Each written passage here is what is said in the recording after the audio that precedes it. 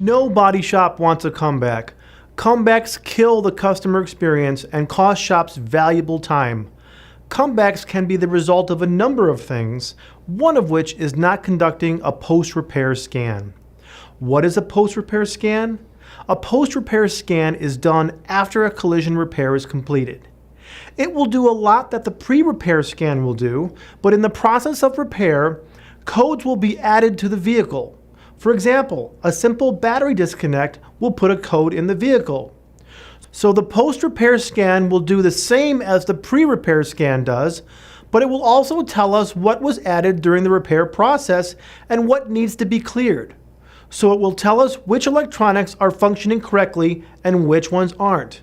Remember, just because there is no light on the dash does not mean everything is functioning properly. No light on the dash does not mean it's right. There is just not enough room on a dashboard to display every possible system error. A post-repair scan will indicate whether all the electronics are functioning correctly as far as connections and computer function.